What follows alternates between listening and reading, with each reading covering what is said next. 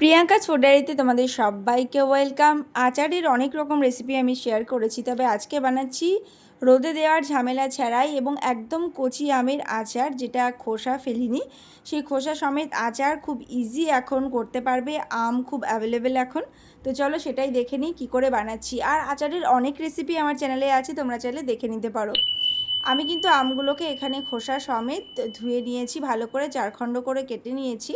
আর খোসার দিকটা তোমরা চাইলে একটু চিড়ে নিতে পারো, যাতে ওর মধ্যে সমস্ত কিছু ঢোকে। তো ভালো করে ধুয়ে আমি এবার জল ঝরিয়ে নেব, এবং যাতে এতে জল না থাকে সেটা লক্ষ্য রাখতে হবে। তাই রোদেও দিচ্ছি না, শুধুমাত্র কিছুক্ষণ এভাবে রেখে দিলেই কিন্তু এটা শুকিয়ে যাবে। তারপরেই কিন্তু আমি রান্নাটা করব। এইটা কিন্তু খুব ইজি, আর এখন হাওয়া দিলেই আম পড়ছে, আর খুব কচি আমগুলো এখন। আর আমি এখানে ব্যবহার করব আখের গুড়। আখের গুড় দিয়েই আচার বেশি ভালো হয়, তো আমি পরিমাণ মতো গুড় নিয়ে নিচ্ছি। তো এখন এই কচি আমগুলো দিয়ে কি করব, শুধুমাত্র টক ডাল আর চাটনি না খেয়ে এভাবে আচার বানিয়েও রেখে দিতে পারো তোমরা। তার জন্যে আমি কড়াইতে কিন্তু গুড় দিয়ে দিলাম, কোনো রকম তেলও দিচ্ছি না আমি এই আচারটায়, খুব ইজি। একই সাথে আমি গুড় দিয়ে দেব আর শুকিয়ে রাখা আমগুলো দিয়ে দেব। এটাতে রোদও দিতে লাগছে না, আবার কোনো তেল ব্যবহার করছি না, খুব ইজি একটা রেসিপি। তো এভাবে কিন্তু আমি আমার শাশুড়ি মায়ের থেকে, মানে আমার মায়ের থেকে শিখেছি। তো এইবার এর মধ্যে দিয়ে দিলাম আমি নুন, হলুদ, পরিমাণ মতো নুন হলুদটা দিয়ে এবারে কিন্তু আস্তে জালে গুড়টা গলে যাওয়া পর্যন্ত অপেক্ষা করতে হবে। আর কোনো রকম জলও এতে ব্যবহার করতে লাগবে না, একটু পরেই দেখবে এতে কিন্তু অনেকটা জল ছাড়তে শুরু করে দেবে।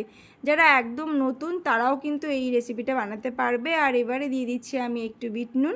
বিট নুন দিলে স্বাদটা একটু ভালো হয়। দেখতে পাচ্ছ, মাত্র 2 মিনিট নাড়ার পরেই কিন্তু গুড়গুলো গলতে শুরু করেছে আর জলও গলতে শুরু করেছে। এরপরে কিন্তু এটাকে আস্তে জালে রান্না করতে হবে, এবং হাতে একটু সময় নিয়ে এটাকে নাড়তে হবে বারবার করে। আবারও কিছুক্ষণ পর দেখতেই পাচ্ছ তোমরা কতটা জল গলেছে, মনে হবে যেন জল দিয়েছি, কিন্তু এতে কিন্তু কোনো রকম জল ব্যবহার করিনি। চিনি দিলেও হবে, তবে চিনি দিলে সেটা টেস্ট একটু অন্যরকম হবে, গুড় দিলেই স্বাদটা বেশি ভালো হয়। অনেকে আবার চিনি গুড় মিশিয়েও দেয়, সেই জন্যই বলছি অনেক রকম রেসিপি কিন্তু আছে আমের আচারের, সেটা চাইলে তোমরা দেখে নিতে পারো আমার চ্যানেলে। দেখো, মাত্র অল্প সময়ের মধ্যেই কিন্তু আমগুলো সেদ্ধ হয়ে গেছে। এবারে কিন্তু যেটা করতে হবে, আস্তে আস্তে করে এই জলটা শুকিয়ে যাবে, ততক্ষণ ওয়েট করতে হবে। কিছুক্ষণ নাড়াচাড়া করলেই কিন্তু জলটা শুকিয়ে যাবে, এবং আমগুলো খুব সুন্দর সেদ্ধ হয়ে গেছে। আর খুব সাবধানে নাড়তে হবে, নাহলে কিন্তু আমের খোসা থেকে আলাদা হয়ে গেলে এটা কিন্তু একেবারে কিছুই পাওয়া যাবে না। আর তার জন্যই কিন্তু খোসাগুলো রাখা, যাতে আস্তে আস্তে আমগুলোকে বোঝা যায়। তো এবারে ধীরে সুস্থে নাড়াচাড়া করে আমি এই পুরো সমস্ত গুড়ের যে জলটা হয়েছে সেটাকে শুকিয়ে নেব। এই সময় কিন্তু দেখতেই পাচ্ছ কতটা ঘন হয়ে এসেছে আমার আচার, কিন্তু প্রায় রেডি। এর থেকে বেশি কিন্তু ঝোলটা টানালে আর কিন্তু ভালো লাগবে না, সেটা শক্ত হয়ে যাবে পরবর্তীতে, তাই এরকম অবস্থাতেই রেখে দিতে হবে।